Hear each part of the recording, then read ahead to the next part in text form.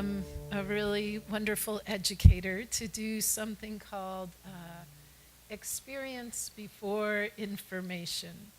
So I'm going to ask you guys to do this little uh, self-calming exercise with me. It's just breathing. So if you are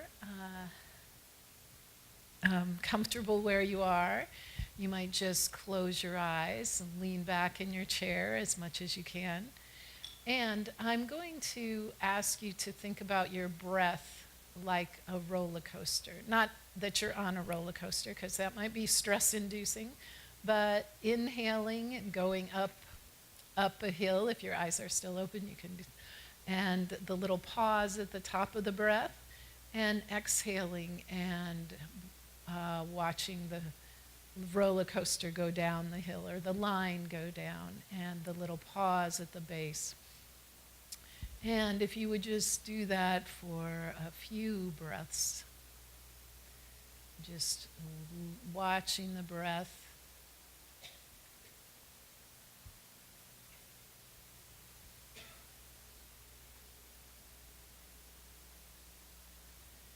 And as you do the next breath, if you could think about counting, just a regular count, maybe it's approximately a second, counting the number as you breathe in, and then again as you breathe out.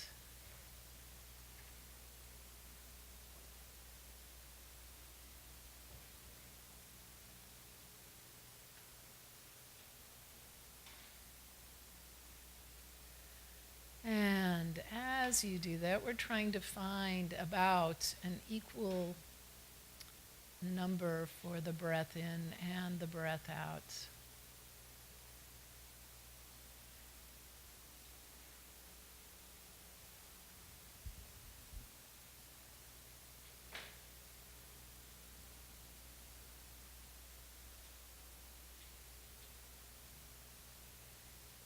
And then I'd like you to try one more thing, and that is to lengthen the breath out by one or two more counts.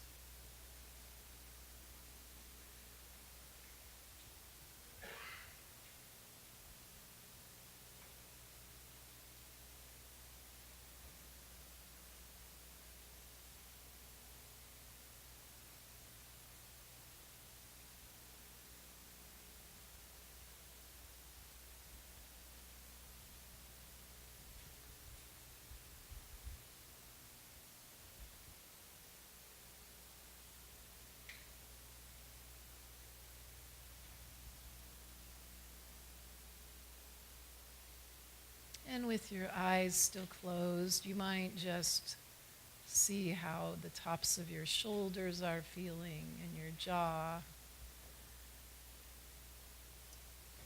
And then when you're ready, you can go ahead and open those eyes.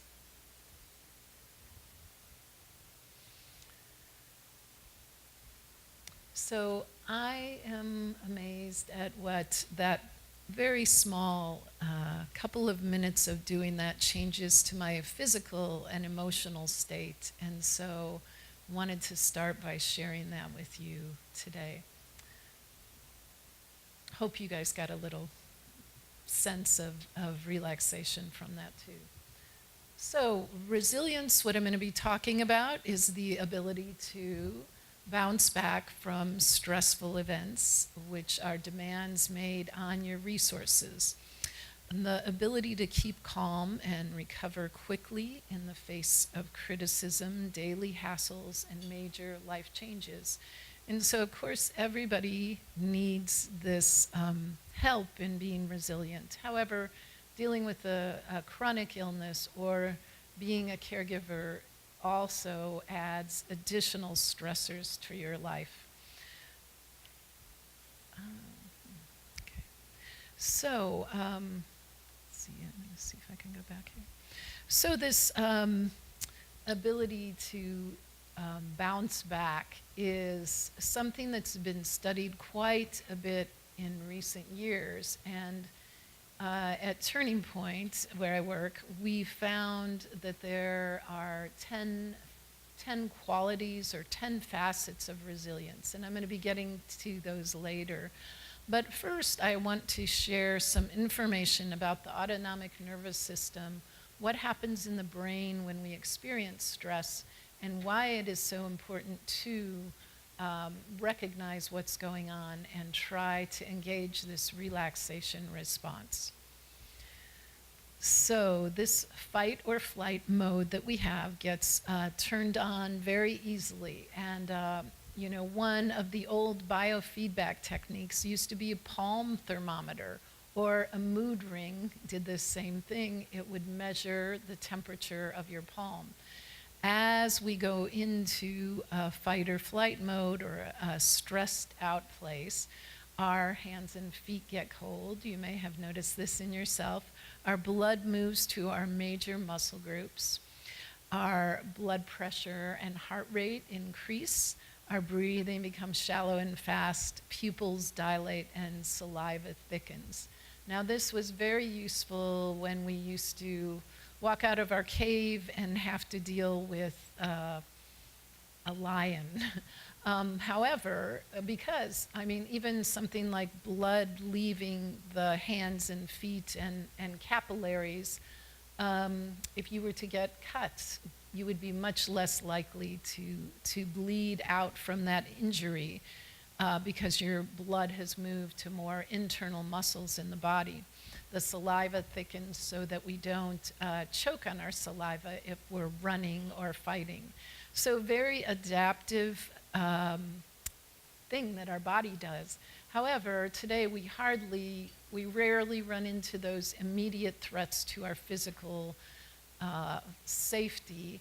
And so this becomes somewhat of a health hazard for us in many ways, because we are going into this fight or flight, but we're engaging all these things, and yet there's nothing to physically fight, or rarely something to run from. So I want to show you a picture of the brain here. So the amygdala is that little red structure in the center, and that is the alarm bell that goes off when we are afraid. And the brain is not so good at distinguishing between something big that's happening to us or something small. So if an individual were to say something that hurts your feelings, our amygdala lights up, and we're finding more and more from functional MRIs that this is happening. We thought it was before we had those things available. But anyway, so the brain doesn't distinguish between a big fearful thing and a little fearful thing. It also doesn't distinguish very well between physical pain and emotional pain. They happen in almost the same place in the brain. The third thing, the brain doesn't distinguish very well from past events or current events. So if we're replaying something that happened last year, we are having the same reaction, or maybe even a more intense one than we had at that moment that it happened. So some pretty interesting things. Our brain is still in this sort of old mode. Our changes have happened. Our society and world has changed at a much more rapid rate than our brains have.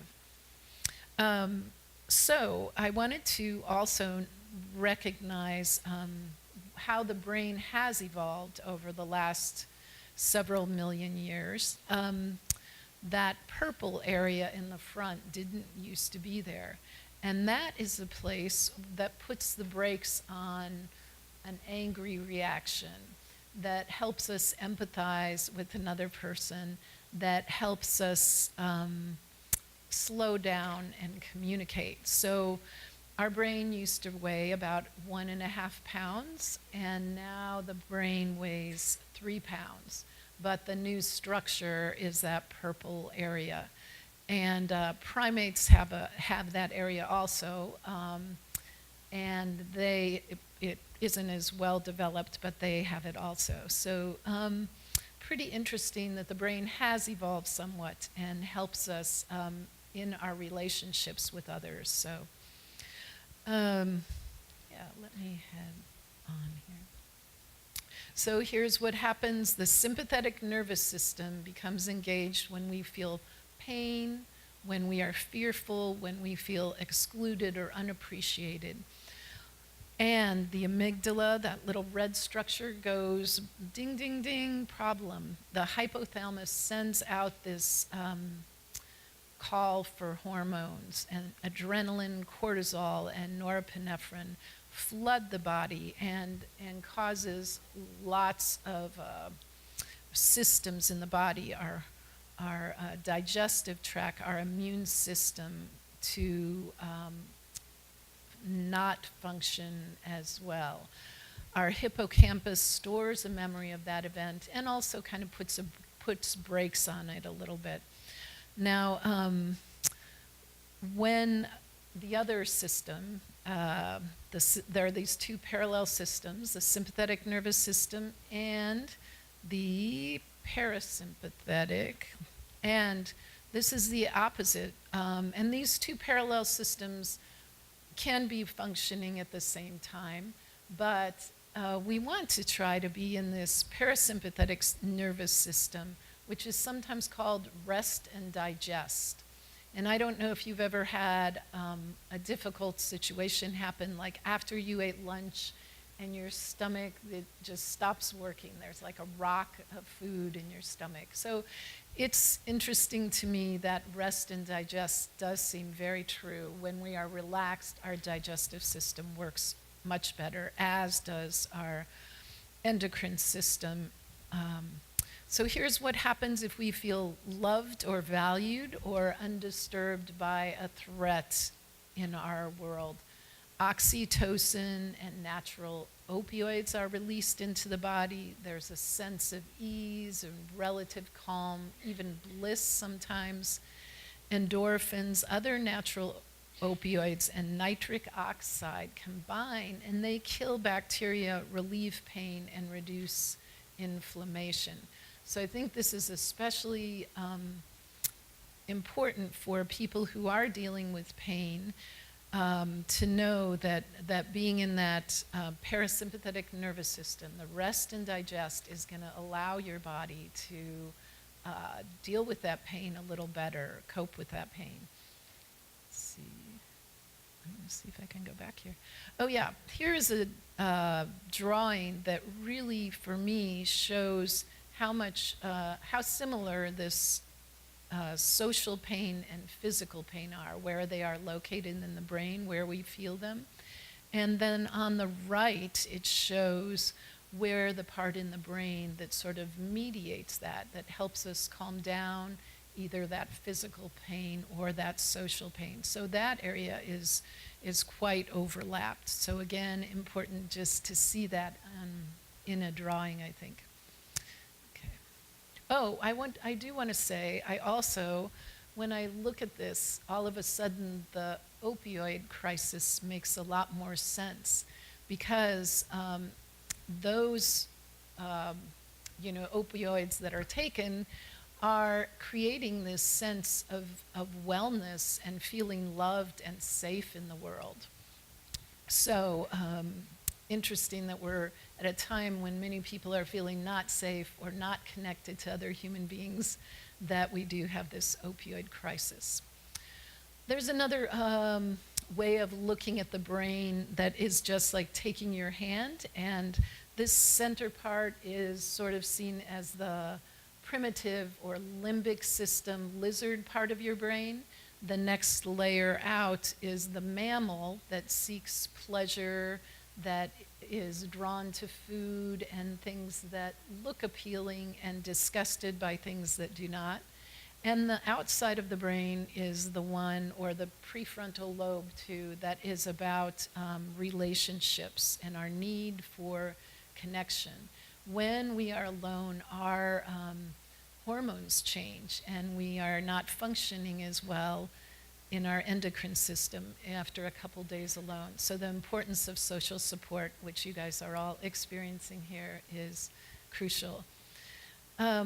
If we experience chronic stress, the amygdala becomes more sensitive and the alarm bell goes off easier.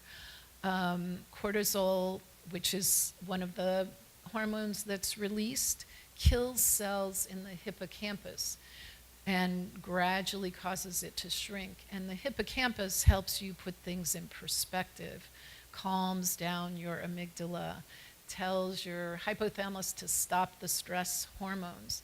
So for someone who's experienced a lot of stress, it becomes the smaller things start that fight or flight system going more easily.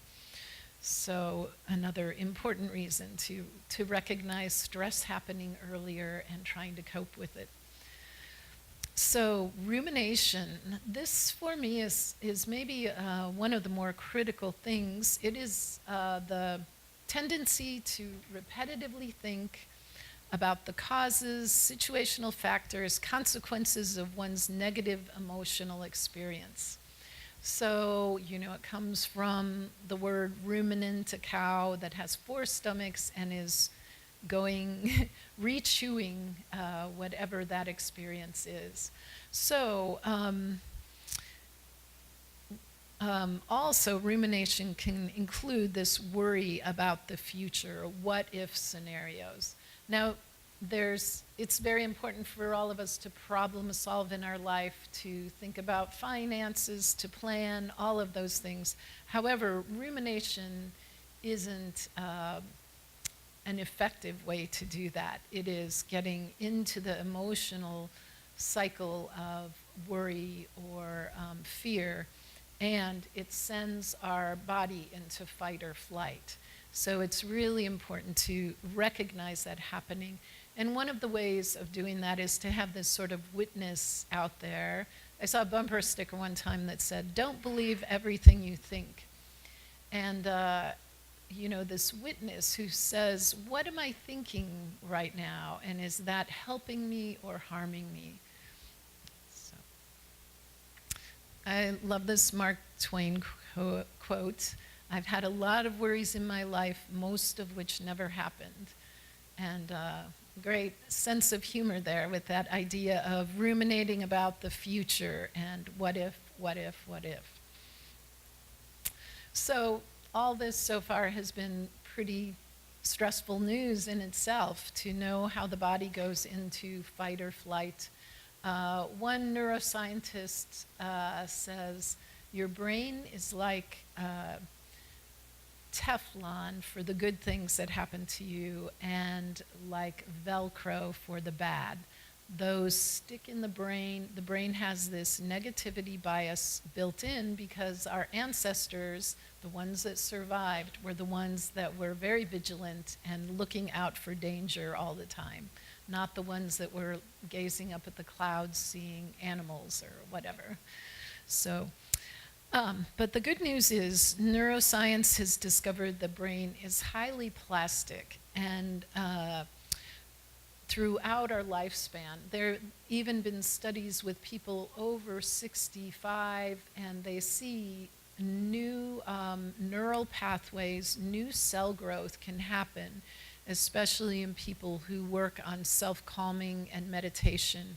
And so pretty exciting to know that, because I don't know about you guys, but when I went to school, I was taught, oh, you have so many brain cells, they're going to die off through your life, and you're going to have dementia, and that's it, So interesting to know that that's not the case.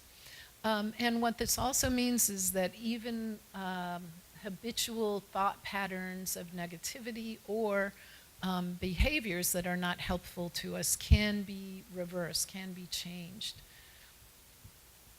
There was an article I read recently that probably 40% of our behavior and thought patterns are things that are outside of our life circumstances, are outside of our genetic and family of origin upbringing, that influences us highly about our thinking processes and how we see the world.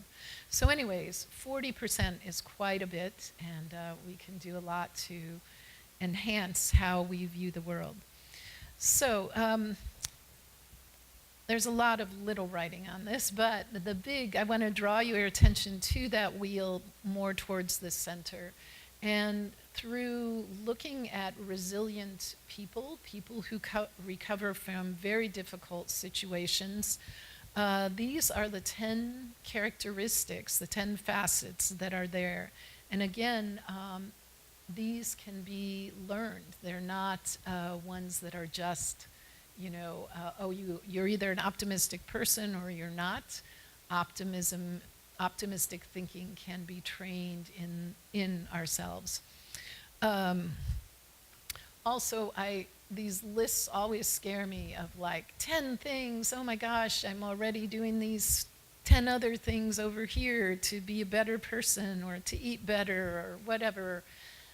So I like to say, as soon as I show this slide, working on one of these facets increases resilience. It's not like you have to be a superstar in all of them.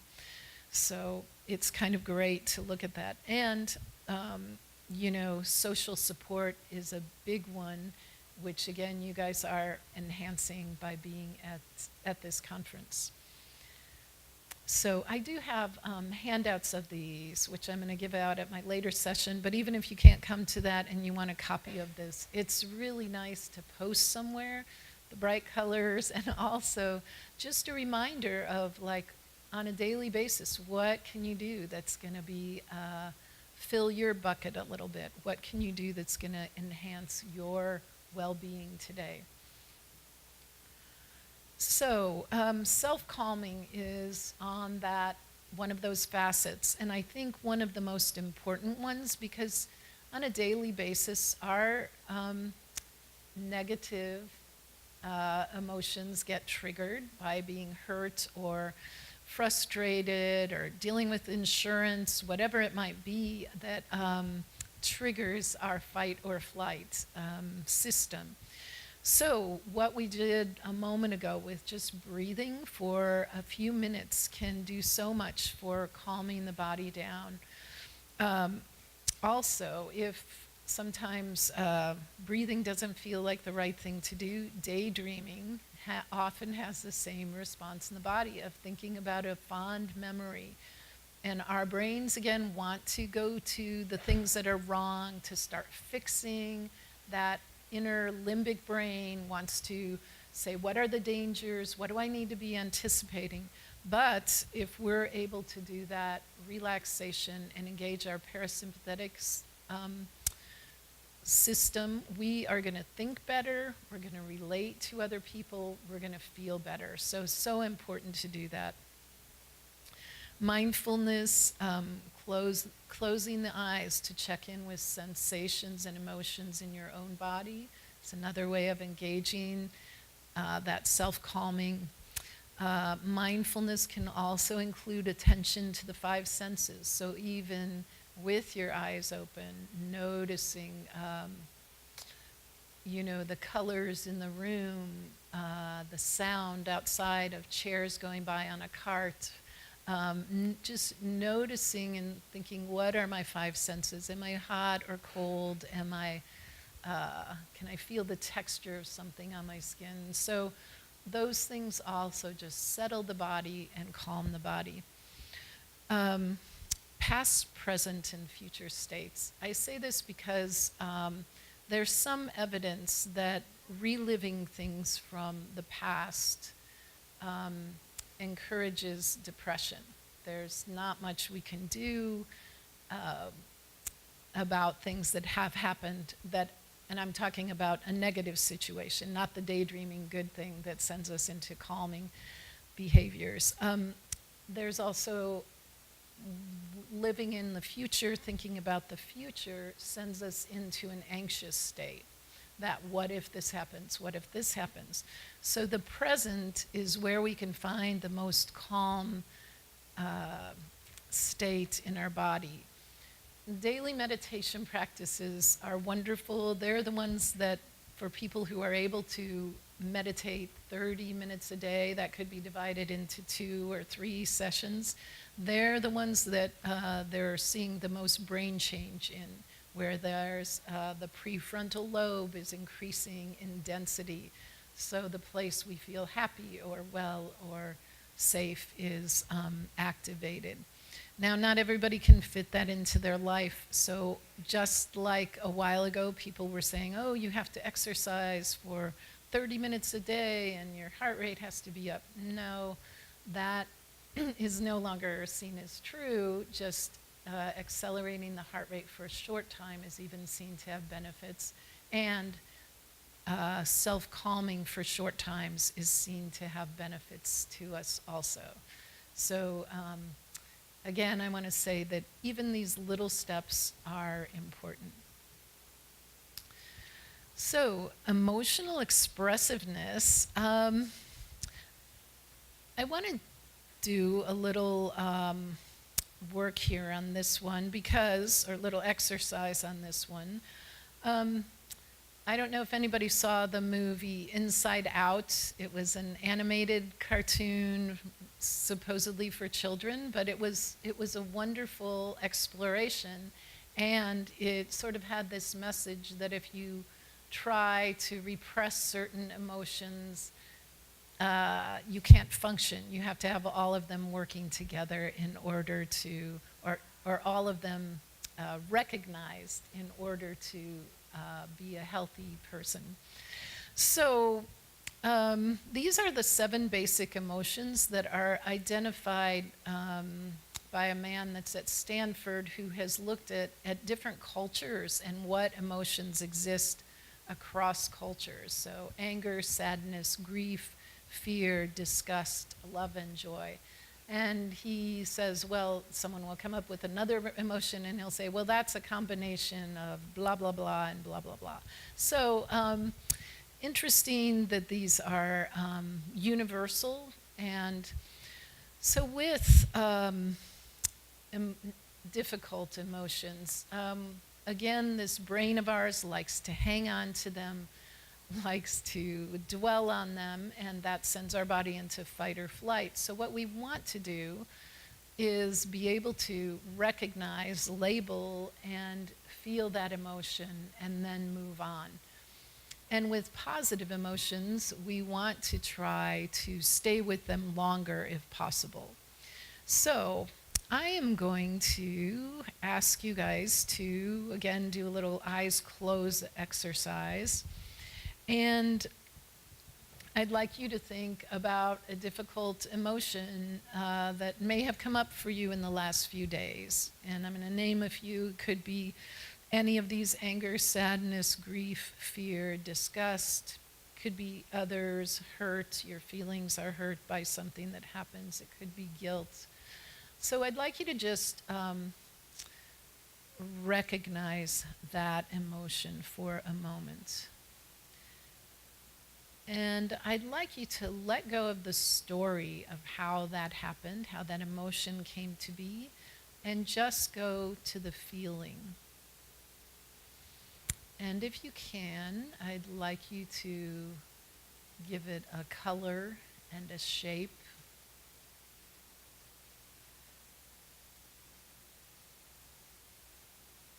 And as you look at it, that color or shape might start changing.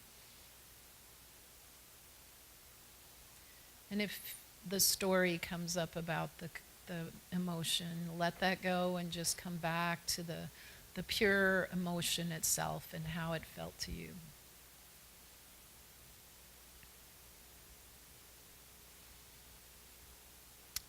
And then I'd like you to go ahead and let that emotion go and take a big breath in and open your eyes.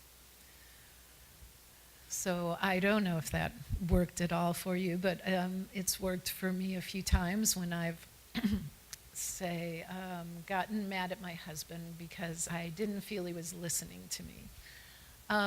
So the other thing that's important as you figure these things out is communicating emotions with other people. And I anger is often an emotion we experience with our family members. And what I find is even more useful than saying I'm angry is what is behind that. Like, for instance, my feeling like my husband is not listening to me. There's a deep hurt behind that of, do you not care about what I'm feeling or thinking about? Do you not value me as a person? And so if I'm able to say that in a way that's not like accusatory, but wow, I'm feeling really hurt that you didn't hear me talking about my experience yesterday, because I feel like I have this deep down fear that maybe you don't value who I am.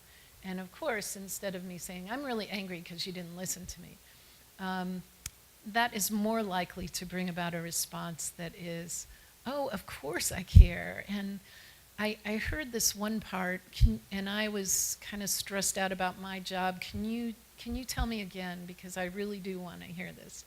So you're much more likely in those vulnerable emotions being expressed to get a connection with somebody rather than the disconnect and the escalation of a conflict. I also want to look at a positive emotion for a moment, because Rick Hanson, who's one of my favorite authors about neuropsychology, he talks about, he has this acronym called HEAL, HEAL, and it is have a positive experience, enhance it, absorb it into the body, and sometimes link it to a not so positive one. So he says these are the ways that we're going to actually change the neural structures in our brain besides meditation and self-calming activities. So he wrote an excellent book called Hardwiring Happiness that isn't too terribly hard to understand. Some of the writers in neuropsychology are just, I wouldn't recommend them because no one can understand them except other neuropsychologists. But anyways, this idea of staying with positive emotions is not very common to us. We want to stay with the negative ones and figure them out and be vigilant, and our brain wants to go that direction, that negativity bias in the brain. So if we are able to Let's do this exercise again with a positive emotion. So close your eyes and think about the last few days in a positive experience. And it could have been delight at falling into bed at night so tired, or perhaps a conversation with someone, or seeing the sunlight on the inner harbor here. Whatever that might be for you, just bringing that to mind and going back to that freshness of it, and maybe checking in with those 5 senses as you experience that. What were you seeing? What were you feeling in your body or on your skin? What were you hearing at the time, if you can remember? Was there a scent or a smell or taste associated with it?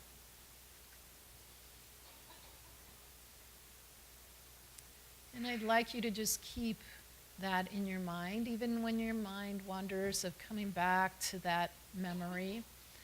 And so right now we're doing the enriching process of staying with it for 15 or 20 seconds.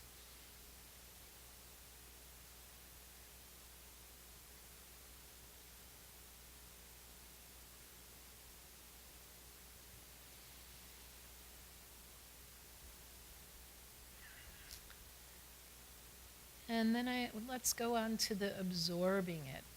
So I'd like you to see that being absorbed into your body. So a couple visuals might be that it's a jewel you're placing in your heart with this memory in it. Or it might be a sense of maybe golden dust sifting down from the brain towards the heart. Or it might be, if you're more of a kinesthetic person, it might be like this wonderful salve that you're putting on your skin with this memory.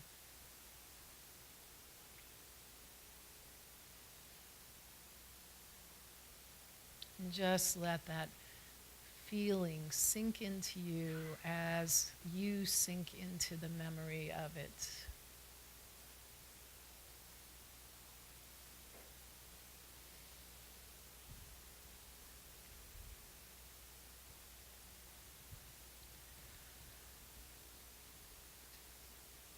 Good. And then when you're ready, go ahead and open your eyes, take a big breath in. So, emotional expressiveness is important for our own awareness and well-being, and journaling is often a really useful thing to do about emotions also. But then that second part of being able to express those things. And I and many of the people I work with chronic illness have some sort of gratitude practice, because how do you do that switch from all the things that are difficult and challenging and recognize the valuable and wonderful experiences in life? And it's not about having rose-colored glasses on. It is building resilience so you can deal with all those challenges even better.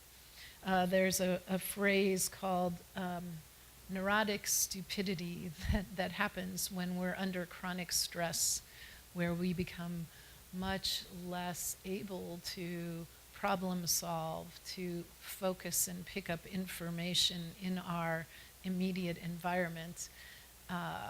And that happens when we're under that stress over a long period. So this non-judgmental self-talk is another one of the facets of resilience, and one I think our society has a really high expectation of us being perfect. And so I think if your family of origin had very critical parenting, or you're an oldest child, or whatever it might be, that we might even have a little more of that perfectionist tendency going on. So again, this external witness who is able to say, what am I thinking about right now, and is that a useful thought to me? And if it's a worry about something I have to do later, maybe I can jot it down and let it go. Bedtime is a really hard time for many people with rumination, and so being able to, okay, I'm going to write that down and think about it tomorrow, but right now I'm going to take a few deep breaths or whatever, use music, whatever might help me find sleep. So quieting the inner critic and perfectionist tendencies, and in its place, trying to develop this encouraging voice that provides support and understanding.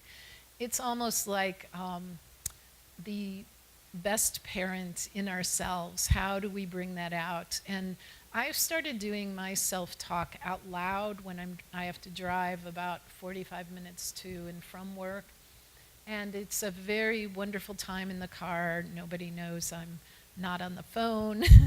So it's a great time to be able to say, wow, you know what, that was a really difficult situation, and it may not have gone perfectly, but you handled it really well.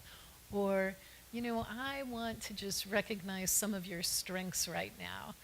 And it's great to do out loud, because it's you know, it's real easy to slide back into that, oh yeah, but you know what, this other thing didn't go good. Maybe that went okay, but hey, let's not get too cheerful here. So anyways, being able to be your own kind of life coach who's there with you and right alongside you for all the amazing things you do accomplish daily in your life. Social support. You know, I'm I bet many of you have heard about those studies where people who have pets or people who have strong support systems recover from hospital stays much more quickly than people who don't. And so that support system around us is crucial. I also think the last one on here about not losing your sense of humor or playfulness, no matter how difficult things get around us, we still need to honor and respect that side of ourselves. And being able to laugh, whether it's at a comedian or ourselves or a joke or to make someone else laugh, is a wonderful gift we give each other. Also, the gift of being a good listener ourselves, whether we're empathizing and providing eye contact to another person, that nourishes us as well as that person. What a gift when we feel a friend is just with us at every moment of what we're saying and listening at a very deep and empathic and non-judgmental level. So the 10 facets of resilience we looked at, but just again, I want to say that increasing just one facet, maybe the one that is easiest to think about or access, is going to increase your resilience overall. So I never want to stress people out or guilt trip them about, oh my gosh, here's this list, start working now. Yeah.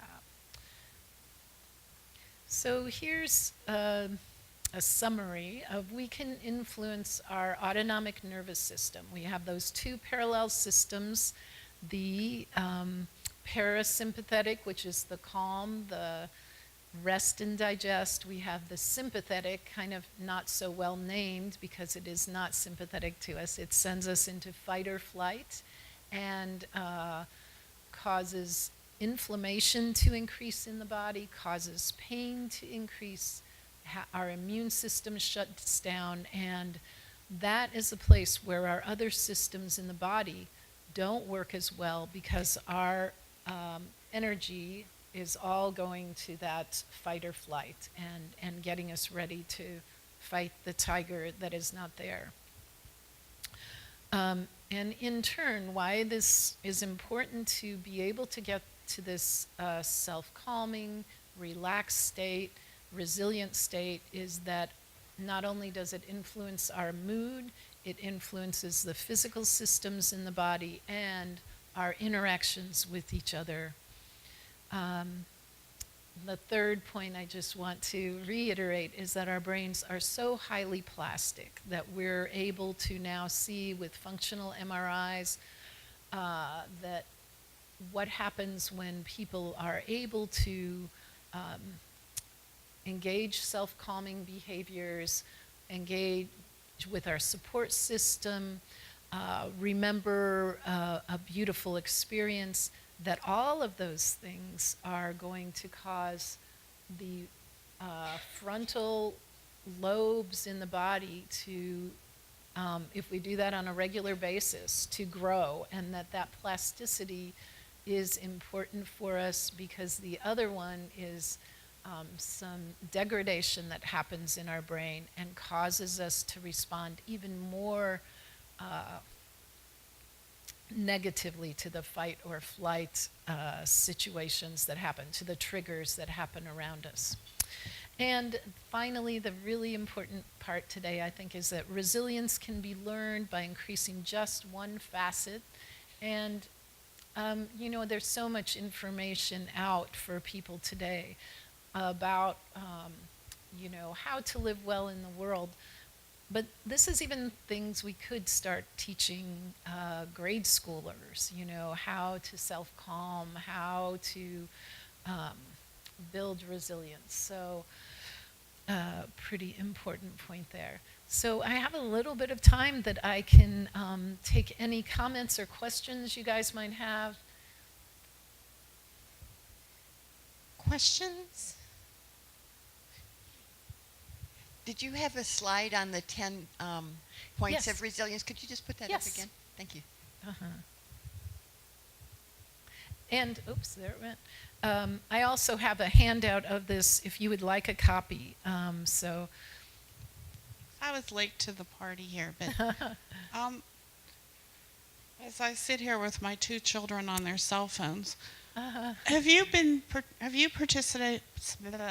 participated? I just did that spit study, and I can't talk. My mouth is like. Have you done any research yourself or know about cell phones and neuropsychology? oh, yeah. I've read a couple of articles that just scared the mess out of me. Yeah. And as a former educator, uh, anyway, you know where I'm going with this. Yes. And what I can say is, there's sort of this illusion. I have not done any research on this myself, and I have read a couple things that are about that even though we have this experience that it's connecting us to the world in many ways, there often is more isolation because of when you're with another human being and there's eye contact and there's a head nodding as someone's talking, it is this bodily experience that doesn't happen so much, with a like thing. So it's an interesting thing. Now, in many ways, there has been the argument that, yeah, but I wouldn't be connected at all if I didn't have this device that allows me to interact with others. It does also take us out of the present, into this virtual world somewhere else. So we miss opportunities. The first time I saw a couple walking along and they were both on their cell phones but holding hands, and it was like, well, do they even feel that touch? Are they even present there? So yeah, and the whole idea of multitasking is being shown to be not possible. Our brain can't do two tasks at the same time. Yeah. Well, yeah. Thank you. Yeah, I think that's a scary thing. Yeah. Let's see.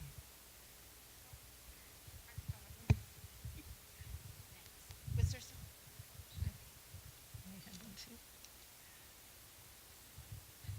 Two She's got. Hi. Thank you very much for all of your comments. I can easily see that there could be like two broad categories of people who listen to your talk. Some that are all in and say yes, I'm going to try to engage and try some of these things, and others who say, I don't know if that's going to work or it's not going to work for me. For people who fall into that second category, do you have a suggestion on how to get started? Like what's the easiest place to start, or the one place that might get people convinced that maybe some of this is going to help? Those little exercises that are just about deep breathing, I think often people have this experience after doing that of like, oh my gosh, my shoulders just fell away from my earlobes, or I just relaxed my jaw for the first time today. Some people that I meet are so much in that fight or flight mode that they can't sit down and relax. And with those people, I've been able to say, which may not always work for individuals with FOP, but if you exercise, if you get out and take a walk, your body will start to relax because some of those endorphins are released by exercise. So that allows people. Also, the other thing, there's some fun things on this list, like the ability to self-replenish. Do the things that you enjoy, whether that's drawing, listening to music that you love, all of those things that engage the mind and keep us away from ruminating. Those are such important things. So I think those are a couple of the directions I would go. Thanks. Yeah. So I have a question about, okay. so you're talking about, just taking a moment to take a breath. So I just feel like I'm going all the time. And like, if you were to do that, if you were to do that, like how long, like I'd be like, okay, I did it twice, I'm moving on. Like what's a good amount of time to like, is it 10 minutes? Does it have to be 10 minutes? I mean, what, to have an impact? Yeah. I just shared way too much. No. I think probably people could have guessed that about how busy your life was.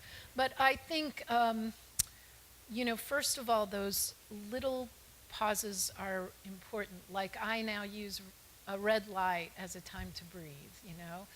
And I didn't used to. I used to be like, I'm going to be late. How long? This is the longest light in town. And instead, now I'm like, oh my gosh, opportunity here. Research is showing people who are able to meditate 30 minutes a day are the ones where they're seeing structural brain changes. So, it's sort of getting to that habitual place. Now, I'm dedicated to meditation, and I probably get to my morning 20-minute one 4 or 5 days out of the week.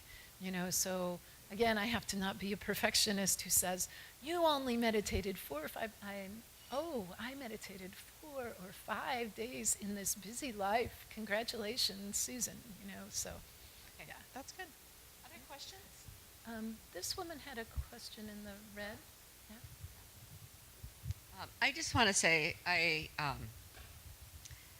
really appreciate one of the things that you talked about up front, which is that people experience both pain and social or emotional pain, physical pain, the same way, which I had never heard that ever before. Yeah.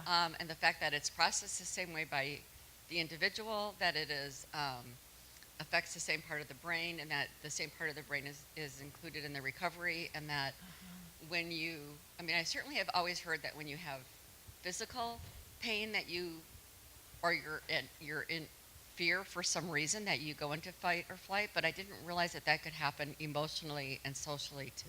Yeah. And personally for me, that's a big learning, so thank you. Yeah. Oh, thank you. Yeah. Yeah, the first time I heard that, I was shocked too. And I included that slide because of that, because it's like, look at this visibly, what we see with a functional MRI with physical pain and emotional pain. Yeah, thank you. I have a question. So many of our members of our community are in a wheelchair.